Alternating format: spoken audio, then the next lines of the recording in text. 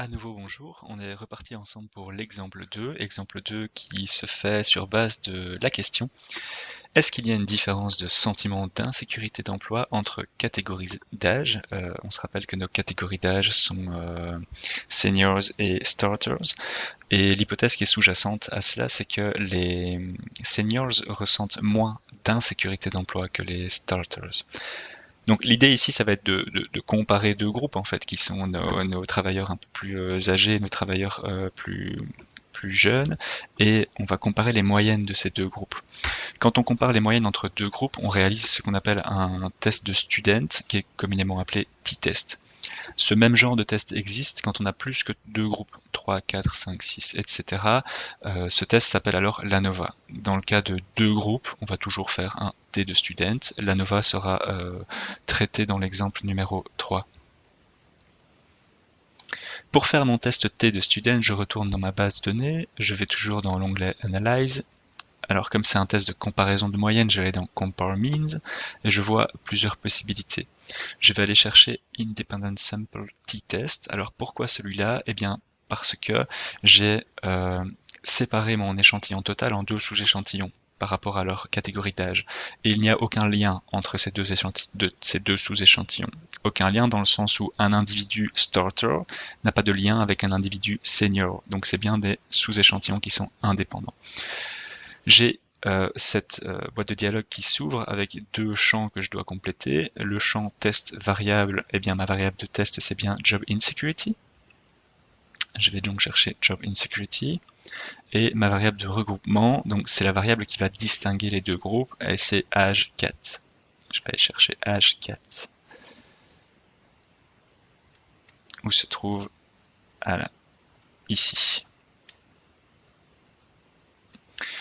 Quand je lui indique une variable de regroupement, je dois aussi lui indiquer quelles sont les valeurs de regroupement, à savoir le groupe 1 qui sont mes starters, on les a labellisés, on leur a donné une valeur 0, et le groupe 2 qui sont les seniors, on leur a donné une valeur 1. Continue, je peux lancer mon test. Voici ce qui sort dans mon output. On a d'abord un tableau qui est descriptif.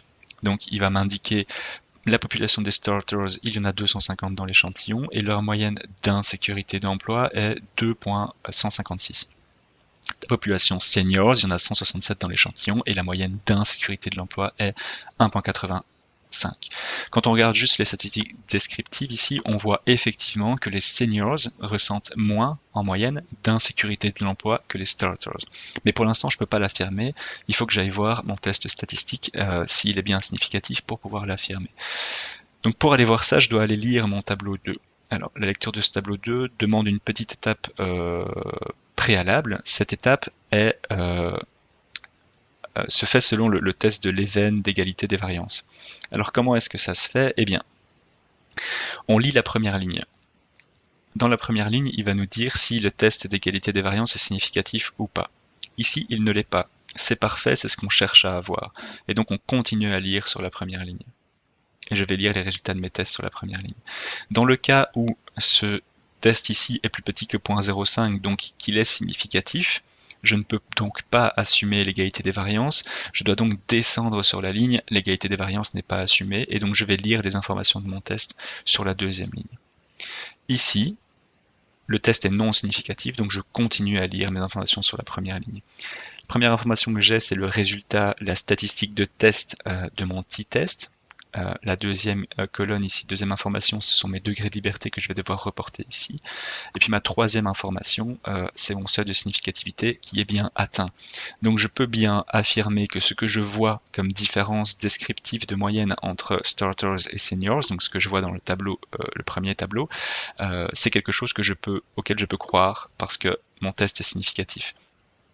Ici, il me résume la différence des moyennes, ce qui est exactement le résultat de la différence entre 2.156 et 1.848. Comment est-ce que je vais aller indiquer ces résultats? Voici une proposition. Donc, il existe une différence significative entre starters et seniors, avec les seniors qui ressentent moins d'insécurité d'emploi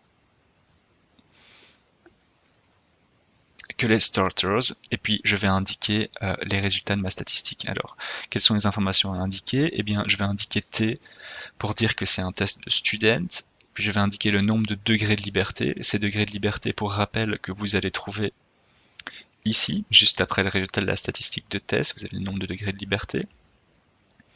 Ensuite, on va aller indiquer le seuil de significativité, hein, qui est donc de 0.001.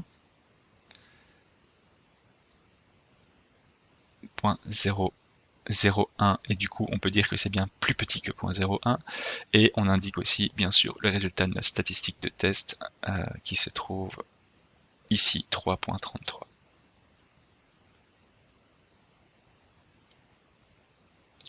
Voilà qui clôt l'exemple sur un petit test donc de comparaison entre moyennes pour deux groupes distincts.